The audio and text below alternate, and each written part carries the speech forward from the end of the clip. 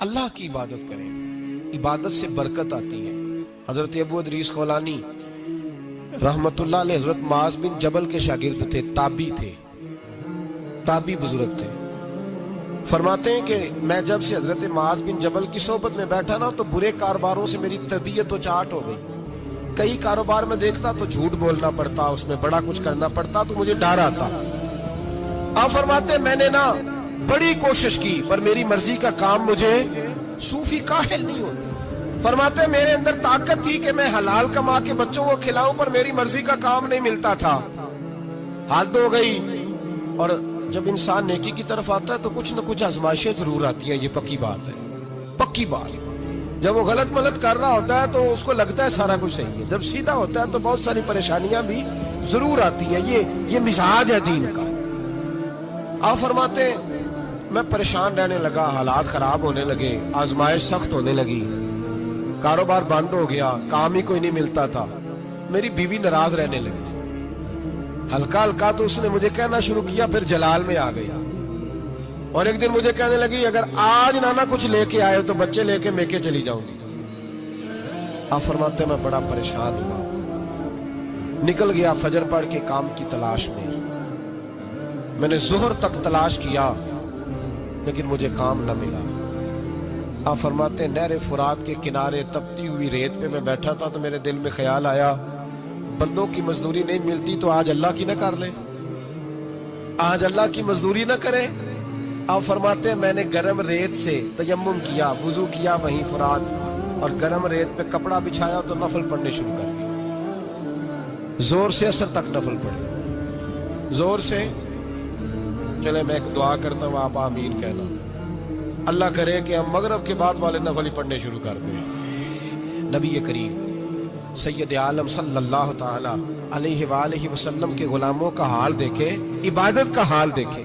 فرماتے میں نے کہا آج اللہ کی مزدوری کرے، زور سے اثر تک نفل پڑھے گرم ریت پہ، اور جب اثر ہوئی نا تو میں نے اپنے رومال میں نا تھوڑی سی ریت باندھ دی۔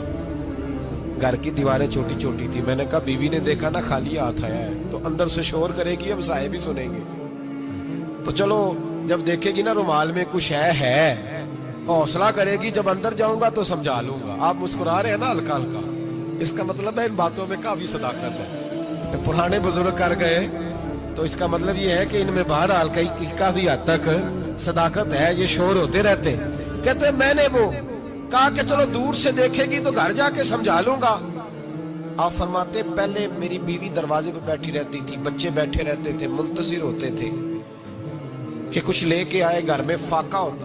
آج میں گیا تو شور ہی کوئی نہیں، کوئی شے نظر نہ آئی، وہ ریت سے بھرا ہوا میرا پلو میں نے دروازے کے ساتھ رکھا، اندر چلا گیا، بیوی کو آواز دی کہاں ہو؟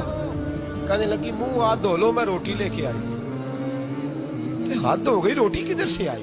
اس گھر میں تو فاقے تھے، کھانا کدھر سے آیا؟ کہتے روٹی لائی، سلاد بھی لائی، دودھ بھی لائی، اس زمانے میں جو نعمتیں تھی پھل بھی لائی، سارا آ گیا۔ میں نے گھور کے دیکھا، میں نے کہا کدھر سے آیا یہ سارا کچھ؟ کہاں ہے بچے؟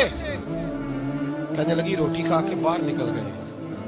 میرے دل میں خیال آیا میری بیوی کا کردار تو چاند سے زیادہ اجلا ہے، تو یہ سارا کچھ کیسے آیا؟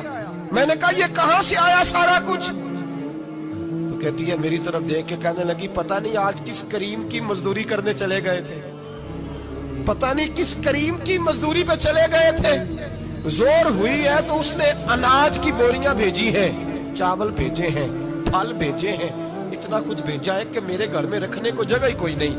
یہ کہتے کہتے اٹھی اور کہنے لگی پہلے ہی بڑا آیا تھا، اب اور کیا لائے ہو؟ آپ فرماتے میں سکتے میں تھا، اس نے جا کے میرا رومال جو کھولا، میں ریت لایا تھا، رب کریم نے ہیرے بنا دیے، وہ ہیرے بن گئے۔ آپ فرماتے کہنے لگی کس کریم کی مزدوری پہ گئے تھے؟ فرماتے میں اٹھا اور کچی زمین پہ سر سجدے میں رکھا، میں نے کہا مالک میں ساری زندگی دنیا راضی کرتا رہا، لوگوں کے دروازوں پہ کھڑا رہا، تعلقات بنا کر تھوڑی سی روزی کے لیے جدوجہد کرتا رہا، دھتکارا گیا، ستایا گیا، مولا میں تو تیرے دروازے پہ آج آیا ہوں، پوری دیہڑی بھی نہیں لگائی، زور سے سر ڈیوٹی کی ہے، اللہ تیری تھوڑی مزدوری کا اتنا اجر ملتا ہے؟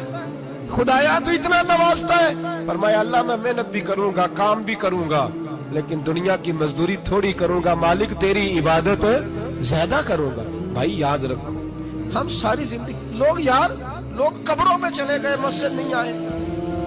कब्रों में अल्हाकुमुत तकासुर हत्ता ज़ुरतुमुल मकाबिर, कब्र में जाने का टाइम आया, लोगों की नमाजें पढ़ दी गई, पर लोगों ने नमाजें शुरू नहीं की। नमाजें पढ़ दी, कहीं ले जाओ, शादी का मौका है तो वो कराची जाने को तैयार है, लेकिन चंद फरलांग पे मस्जिद है, मस्जिद जाने को तैयार है। अल्लाह के वली की अलामत है, वो इबादत गुजार होता है। और जो ना नमाज पढ़े ना नमाज पढ़ाए, वो जिंदीक तो हो सकता है, पीर हो सकता, मैं जिम्मेदारी से कह रहा हूं, जिंदीक तो हो सकता है पर पीर हो सकता बिल्कुल बेदीन है, बल्कि बददीन है, पीर हो सकता। इसलिए कि अल्लाह के वली की अलामत यह है कि उसके चेहरे पर इबादत की रोशनी होती है।